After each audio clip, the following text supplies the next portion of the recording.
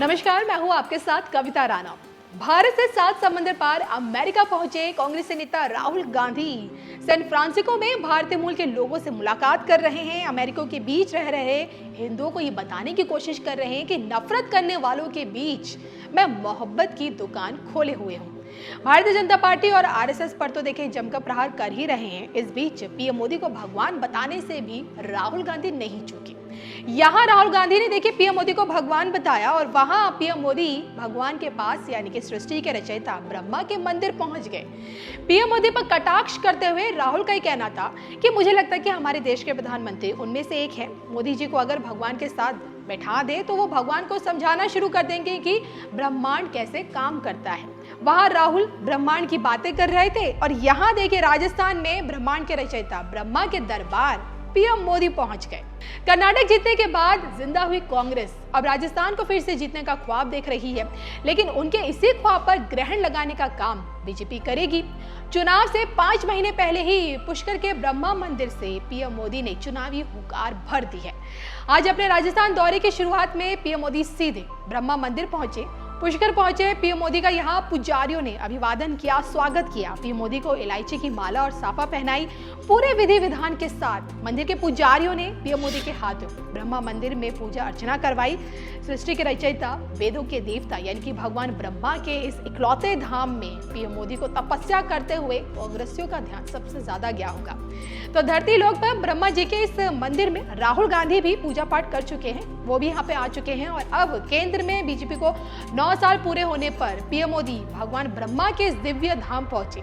आपको जानकर हैरानी होगी कि 4 चेहरे, 4 हाथ और 4 हाथों में एक एक वेद लिए ब्रह्मा जी अपने भक्तों का उद्धार करते हैं, लेकिन इनकी पूजा कोई नहीं करता।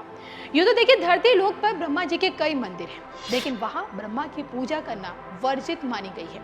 इसके पीछे की पौराणिक कथा ये कहती है, एक बार ब्रह्मा के मन में धरती की भलाई के लिए यज्ञ करने का ख्याल आया। अब यज्ञ के लिए जगह की तलाश करनी थी। इसके लिए उन्होंने अपनी बाह से निकले हुए एक कमल को धरती लोक की ओर भेजा। कहते हैं कि जिस स्थान पर कमल गिरा वहां ही ब्रह्मा का एक मंदिर बनाया गया। ब्रह्मा जी यज्ञ करने के लिए पुष्कर पहुंचे, लेकिन उनकी पत्नी सावित्री ठीक समय पर नहीं पहुंची। पूजा का शुभ मुहूर्त बीतता जा रहा था। सभी देवी देवता यज्ञ स्थली पर पहुंच गए, लेकिन सावित्री का कोई अता पता नहीं था।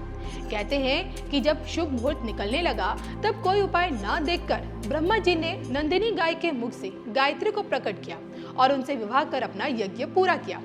जब सावित्री यज्ञ स्थली पहुंची तो वहां ब्रह्मा जी के बगल में किसी और स्त्री को बैठ देख क्रोधित हो गई। गुस्से में उन्होंने ब्रह्मा को श्राप दे दिया और कहा कि जहां जाओ इस पृथ्वी लोक पे तुम्हारी कहीं पूजा नहीं होगी। गुस्से में ब्रह्मा जी को श्राप दे दिया और कहा कि जाओ इस पृथ्वी लोक में तुम्हारी कहीं पूजा नहीं होगी। हालांकि बाद में जब उनका गुस्सा शांत हुआ और देवताओं ने उनसे श्राप वापस लेने की विनती की तो उन्होंने कहा कि धरती पर सिर्फ पुष्कर में ही ब्रह्मा जी की पूजा होगी। इसके अलावा जो कोई भी आपका दूसरा मंदिर बनाएगा उसका विनाश हो जाएगा। क्रोध शांत होने के बाद मां सावित्री पुष्कर के पास मौजूद पहाड़ियों पर जाकर तपस्या में लीन हो गई और फिर वहीं की होकर रह गई। मान्यता अनुसार आज भी देवी यहीं रहकर अपने भक्तों का कल्याण करती है। उन्हें सौभाग्य की देवी माना गया है। पद्म पुराण में इस बात का जिक्र मिलता है कि ब्रह्मा जी पुष्कर के इस स्थान पर 10,000 सालों तक रहे और इन सालों में उन्होंने पूरी सृष्टि की रचना की। पुष्कर के इस ब्रह्म मंदिर में राहुल गांधी भी माथा टेक चुके हैं, जैसे कि मैंने आपको शुरुआत में बताया, और अब पीएम मोदी भी हाजिरी लगा चुके हैं। इसी साल देखिए राजस्थान का चुनाव है और ऐसे में पुष्कर की पावन धरा से प्रदेश जीतने का वरदान किसको प्राप्त होगा, अब ये देखना बाकी है।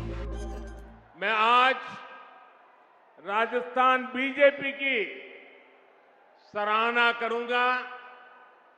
राजस्थान बीजेपी पूरा उत्साह के साथ हम सभी के श्रद्धेय स्वर्गीय भैरों सिंह शेखावत जी का जन्मशती वर्ष मना रही है।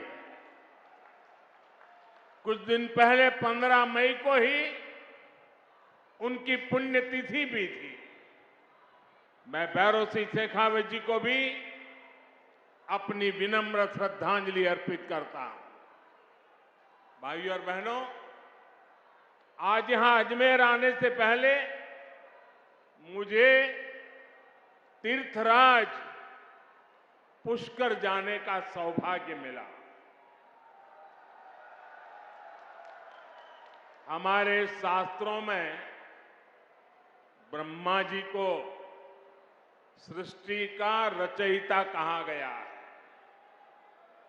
ब्रह्मा जी के आशीर्वाद से आज भारत में नवनिर्माण का दौर चल रहा है। केंद्र में भाजपा के नेतृत्व वाली एनडीए सरकार के 9 साल भी पूरे हो गए। भाजपा सरकार के 9 साल देशवासियों की सेवा के रहे हैं। भाजपा सरकार के 9 साल सुशासन के रहे हैं। भाजपा सरकार के 9 साल गरीब कल्याण के लिए समर्पित रहे हैं।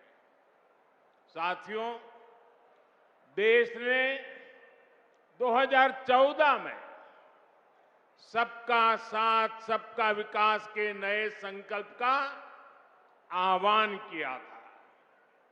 इस संकल्प में राजस्थान ने बहुत बड़ी भूमिका निभाई है। आप याद कीजिए, 2014 से पहले देश में क्या स्थिति थी।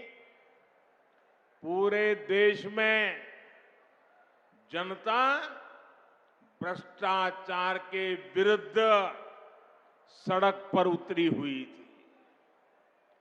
बड़े बड़े शहरों में आए दिन आतंकी हमले होते थे। कांग्रेस सरकार सीमा पर सड़कें बनाने से भी डरती थी। महिलाओं के विरुद्ध अपराध चरम पर थे। प्रधानमंत्री के ऊपर सुपर पावर थी। कांग्रेस सरकार रिमोट कंट्रोल से चल रही थी। निर्णय होते नहीं थे। नीतियां चौपट थी। निवेशक निराश थे। युवाओं के सामने अंधकार था। जनता से वोट लेकर कांग्रेस जनता को ही कोस रही थी।